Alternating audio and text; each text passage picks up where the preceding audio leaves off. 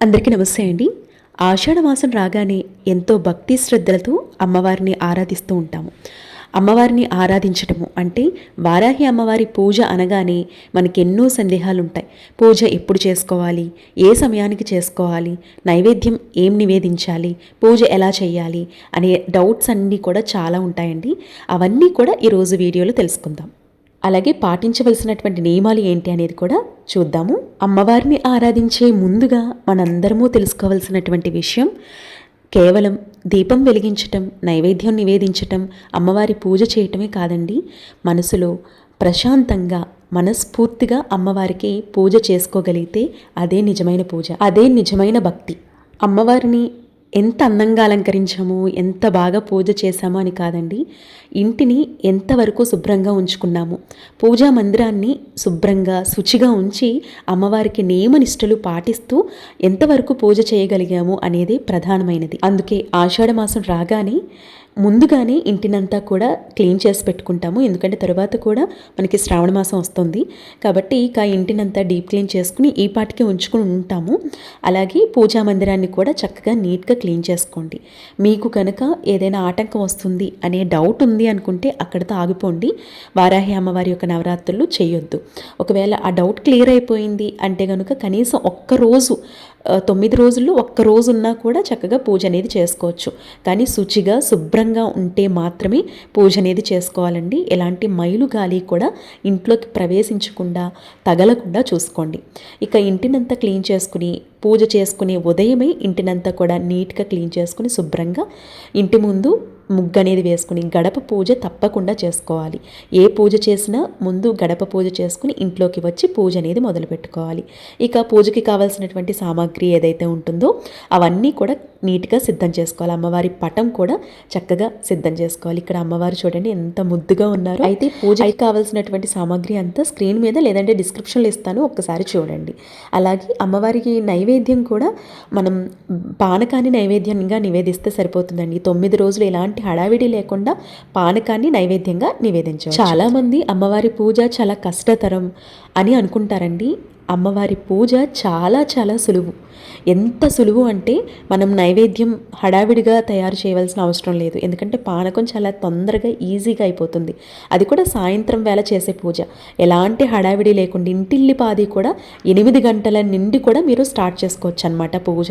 చక్కగా ఇంటిల్లిపాది పూజ చేసుకునేటటువంటి అద్భుతమైనటువంటి సమయం. ఇక అమ్మవారి పూజ సామాగ్రికి వచ్చేసేటప్పటికి పసుపు, కుంకుమ, అక్షింతలు, గంధము, అగరబత్తులు, హారతి కర్పూరం, పళ్ళు, అలాగే నైవేద్యంగా మీరు ఏదైతే చేస్తారో అవి, లేదంటే బెల్లం పానకం, అలాగే మామిడి ఆకులు ఉంటే మామిడి ఆకులు, వేప ఆకులు, వీటితో కూడా చక్కగా అమ్మవారిని అలంకరించుకోవచ్చండి. ఈ ఆషాఢ మాసం వచ్చింది అంటే ఆషాఢ మాసం అన్ని రోజులు కూడా వేప రొట్టె ఏదైతే ఉంటుందో అదంతా కూడా గుమ్మానికి కట్టుకున్నా కూడా చాలా మంచిది. అంటే సాంప్రదాయపరంగా కాకుండా ఆరోగ్యపరంగా కూడా ఎన్నో విశేషమైనటువంటి ఫలితాలు ఉన్నాయన్నమాట. కాబట్టి వేప ఆకుల్ని తప్పకుండా ఇంటి సింహద్వారానికి కట్టుకోవడానికి ప్రయత్నించండి. అమ్మవారి దగ్గర ఉంచి పూజ చేసుకోవడానికి ప్రయత్నించండి. ఇది కూడా చాలా మంచిది. అసలు ఈ 9 రోజులు అమ్మవారి పూజ చెయ్యాలి అన్నా, ఒక్కరోజు అమ్మవారిని ఆరాధించాలి అన్నా మనకి రాసి పెట్టి ఉంటే మాత్రమే జరుగుతుందండి. అమ్మ ఆరాధన అంత సులభతరం కాదు. అమ్మ పూజ సులభతరం, కానీ ఆరాధన చేసుకోవటం అనేది చాలా చాలా ఒక మంచి విశేషం అనమాట. అది మనకి రాసి పెట్టి ఉంటే మాత్రమే జరుగుతుంది. ఇక అమ్మ ఆరాధన అయిన తర్వాత అమ్మ ఇచ్చే ఫలితం ఉంటుంది చూశారు, అది అద్భుతమైనటువంటి ఫలితం. ఈ సంవత్సరం మీరు కొత్తగా స్టార్ట్ చేయాలనుకుంటే చక్కగా చేసుకోవచ్చు. మళ్ళీ సంవత్సరానికి ఎవరు చెప్పకుండానే మీరు ఈ ఆరాధన చేసుకోవాలి, అమ్మవారి పూజ చేసుకోవాలని కుతూహలంగా ఎప్పుడెప్పుడు అమ్మవారి యొక్క పూజ వస్తుందా అని ఎదురు చూస్తూ ఉంటారు. అంత మంచి అనేది ఈ సంవత్సరం పొడవుతా కూడా మనకి అద్భుతమైనటువంటి ఫలితాలను ఇస్తుంది. అలాగే ప్రతి గండం నుండి అమ్మవారు రక్షిస్తూ ఉంటుందండి మనల్ని, మన కుటుంబాన్ని, మన పిల్లల్ని. గండం అనేది గడప ఇంట్లోకి రాకుండా చూస్తూ ఉంటారనమాట, ఒక రక్షగా ఉంటారు. ప్రతి నవరాత్రులు చేసుకోవటానికి ప్రయత్నించండి. నవరాత్రులు అంటే ఒక శక్తివంతమైనటువంటి సమయం. అమ్మవారి ఆరాధనకి ఎంతో పవిత్రమైనటువంటి రోజులు. వారాహి అమ్మవారి నవరాత్రులు, గుప్త నవరాత్రులు కానివ్వండి, దుర్గమ్మ వారి యొక్క నవరాత్రులు కానివ్వండి, వసంత నవరాత్రులు కానివ్వండి, చైత్ర నవరాత్రులు కానివ్వండి, ఇవన్నీ కూడా ఎంతో పవిత్రమైనటువంటి సమయాలన్నమాట. తప్పకుండా ప్రతి ఒక్కరూ మీకు వెసులుబాటు ఉన్న రీతిలో మీకున్న రీతిలో అమ్మవారిని పూజించుకోండి. ఇక్కడ నేను చాలా సులభతరంగా పూజ అనేది చేస్తున్నాను. ఎలాంటి హడావిడి లేకుండా అందరూ చేసుకోదగినట్లుగా పూజ అనేది చేస్తున్నాను. మీకు ఈ ఫ్లవర్స్ ఈ కలర్లో ఈ ఫ్లవర్స్ దొరికాయి అనుకుంటే పర్పుల్ కలర్ అనమాట, అవి తెచ్చుకుని పూజలో పెట్టుకోండి, చాలా మంచిది. ఇక మామూలుగా మీకు చామంతి పూలు గులాబీ పూలు అవి పెట్టుకున్నా కూడా చాలా మంచిది అనమాట. ఈ విధంగా పూజా పీఠాన్ని అమ్మవారిని ఈ విధంగా అలంకరించుకున్నానండి. ఎంత మనస్ఫూర్తిగా అనిపిస్తుందంటే అమ్మవారిని అలాగే చూస్తూ ఉండాలనిపిస్తుంది అనమాట. అమ్మవారి ముఖం అంత వచ్చస్సుతో చక్కగా వెలిగిపోతూ ఉంటుంది. చాలామందికి ఒక డౌట్ రావచ్చు, అమ్మవారి విగ్రహం లేదా పటము లేదక్క, మేము ఏం చేయాలి? అమ్మవారి విగ్రహం కానీ పటం కానీ లేదు అంటే కనకదుర్గమ్మ అమ్మవారి యొక్క పటం ఉన్నా లేదంటే అమ్మవారి యొక్క విగ్రహం ఉన్నా అది పెట్టుకోవచ్చు. నా దగ్గర పటం మాత్రమే ఉంది, విగ్రహాన్ని నేను కనకదుర్గమ్మ అమ్మవారి విగ్రహాన్ని పెట్టుకుని ఆరాధిస్తున్నాను. మీరు ఏ రూపంలోనైనా వారాహి అమ్మవారిని చక్కగా ఆరాధించుకోవచ్చండి. పలానేది ఉండాలని రూల్ ఏం లేదు. చాలామందికి పటాలు విగ్రహాలు ఉండకపోవచ్చు. చిన్న పసుపు గౌరమ్మని చేసైనా అమ్మవారిని ఆహ్వానించి ఆ పసుపు గౌరమ్మకైనా కూడా మీరు పూజ అనేది చేసుకోవచ్చు అనమాట. అయితే ఈ పూజ మీరు సాయంత్రం సమయంలో 7 గంటల నుండి 9:30 లోపు మీరు పూజ అనేది చేసుకోవచ్చు. ఎందుకంటే రాత్రి వేళ చేసే పూజ కాబట్టి ప్రశాంతంగా చక్కగా చేసుకోవచ్చు. ఉదయం కూడా పూజ చేయాలా అంటే నార్మల్గా దీపారాధన చేసుకుంటాం కదండి, నిత్య పూజలాగా అలా చేసుకుని సాయంత్రం పూట చక్కగా మీకు నచ్చిన శ్లోకాలు స్తోత్రాలు అమ్మవారి యొక్క కనకధరా స్తోత్రం కానివ్వండి లేదంటే వారాహి అమ్మవారి యొక్క మంత్రాన్ని నేను స్క్రీన్ మీద లేదంటే డిస్క్రిప్షన్లో ఇస్తాను, ఒకసారి చూడండి, అది చదువుకుంటూ పూజ అనేది చేసుకోవచ్చు. అయితే వారాహి అమ్మవారి నవరాత్రులు అంటే గుప్త నవరాత్రులు, అంటే గోప్యంగా ఉంచవలసినటువంటి నవరాత్రులు. ఈ పూజ చేస్తున్నాము అని ఎవ్వరికీ కూడా చెప్పకూడదు. కానీ పూజ విధానాన్ని లేదంటే అమ్మవారి మహిమల్ని పాటించవలసినటువంటి నియమాల్ని అందరికీ చెప్పవచ్చు. కానీ మేము ఈ పూజ చేస్తున్నాము అని చెప్పకూడదు, గోప్యంగా ఉంచుకొని రహస్యంగా ఈ పూజ అనేది చేసుకోవాల్సి ఉంటుంది. అలాగే అమ్మవారి పూజ చేసుకోవటం వల్ల కుటుంబానికి ఆరోగ్యం, ఐశ్వర్యం, ధైర్యం, శత్రు బాధల నుండి విముక్తి ఇవన్నీ కూడా కలుగుతాయండి. ఎందుకంటే లలిత అమ్మవారికి అమ్మవారు సైన్యాధ్యక్షురాలు కాబట్టి మనకి ధైర్యం రావాలి అన్నా, పిల్లలకి మంచి చదువు రావాలి అన్నా, పిల్లల్లో ధైర్యం కలగాలి అన్నా, కుటుంబం క్షేమంగా ఉండాలి అన్నా అమ్మవారి ఆరాధన ఎంతో శ్రేష్టం. పూజా సామాగ్రి, పూజా వస్తువులు, పూజా ఏర్పాట్లు ముందుగానే చేసుకోవటం వల్ల మనకి పూజ అనేది హడావిడి లేకుండా ప్రశాంతంగా అవుతుంది. ఈ పూజ అంతా కూడా ఏర్పాట్లు అయిన తర్వాత మనం ఏ పూజ చేసినా ఏ వ్రతం చేసినా గణపతి ఆరాధన చేసుకుంటాం కాబట్టి గణపతికి చక్కగా పంచోపచార పూజ అంటే పసుపు కుంకుమ అక్షింతలు గంధము సమర్పించి వస్త్రాన్ని సమర్పించి పంచోపచార పూజ చేసి స్వామివారికి నైవేద్యాన్ని సమర్పించి చిన్న బెల్లం ముక్కని నైవేద్యంగా పెట్టి స్వామివారిని ఆరాధించి మేము చేసే ఈ 9 రోజుల పూజలో ఎలాంటి ఆటంకాలు లేకుండా చూడు స్వామి, మేము తలపెట్టే ఏ కార్యక్రమంలోనైనా ఎలాంటి ఆటంకాలు లేకుండా చూడు స్వామిని నమస్కరించుకొని తరువాత అమ్మ ఆరాధనకి వెళ్ళాల్సి ఉంటుంది. అమ్మకి పూజ చేసే ముందు మీ సంకల్పం ఏంటి అనేది తప్పకుండా చెప్పుకోవాలండి. ఎందుకంటే మీకున్నటువంటి కష్టాలు బాధలు మీకున్నటువంటి ఏదైతే సంకల్పం ఉంటుందో ఆ సంకల్పం అమ్మవారికి చెప్పుకొని తీరాల్సిందే. ఇక్కడ నేను కలశం అఖండ దీపం లేకుండా నార్మల్గా పూజ అనేది చేస్తున్నాను. చాలామంది కలశం అఖండ దీపం పెట్టుకుని పూజ చేస్తారు.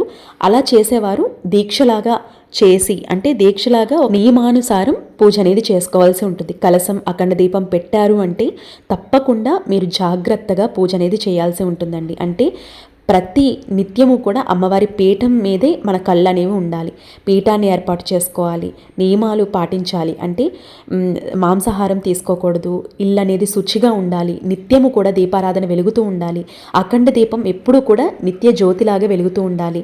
అలాగే కలశారాధన చేస్తున్నాము, అమ్మవారిని ఆవాహనం చేసుకుని పూజ అనేది చేస్తున్నాం కాబట్టి నియమాలు అనేవి తప్పకుండా పాటించాలి. మీరు పూజ చేసి మీరు ఇంట్లో నుంచి బయటికి వెళ్ళి తలుపులన్నీ వేసి ఇంట్లో నుంచి బయటికి వెళ్ళకూడదండి. ఎవరో ఒకరిని ఉంచి మీకు వెళ్ళాలి అంటే కనుక అంటే ఊరి పొలిమేర దాటకుండా మీరు పనులు అనేవి పూర్తి చేసుకుని రావచ్చు.